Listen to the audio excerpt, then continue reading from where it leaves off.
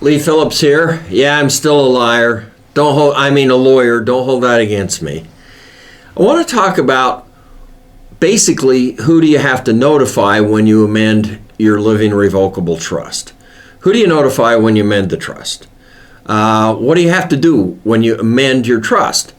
Well, you've got your trust, and ideally, yes, you have funded the trust, which means you've put your bank account in the name of the trust and you've made out a new deed, a quitclaim deed. It's your piece of property. Your LLC is held in the name of your trust, not your name. The owner, the member is the the member of the LLC or the stockholder of the corporation is your trust. It's not you. You're the manager. You're the officer, director of the corporation, whatever it is. Now, when you fund the trust, basically what's happening is everybody is saying, okay, we will honor this trust, the John Doe Trust, dated whatever date it is, John Doe Trustee. We will honor the terms of that trust when we sell a piece of property or when we get into the bank account. The bank will let the new successor trustee of that trust, dated whatever date it was, into the bank account after you die. Well, you change the trustee. You amend the trust. The bank doesn't know you amended the trust and got new successor trustees.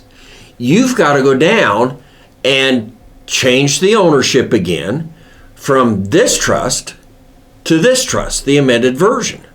That's basically all you're doing. But the bank needs to know that. Otherwise, the bank's going to they're going to run by the terms of the original trust. You don't want that. You amended it. So you have to go back to the bank. You have to go back to the safe deposit box. You have to go to the brokerage house. You've got to make out a new deed, transferring the property from the old trust to the amended version of the trust. So it's the John Doe Trust, dated September 10, 2010, as amended November 2nd, 2027. So you have to run it that way. I've got my original trust, and this is an extension of the original trust, but these are the terms under the new November 2nd, 27. These are the terms that we're going to run it by now. And so you've got to basically go back and refund or redo all of the ownership of the assets that are in the trust, because you want them under the terms of the new trust. That's why you amended it.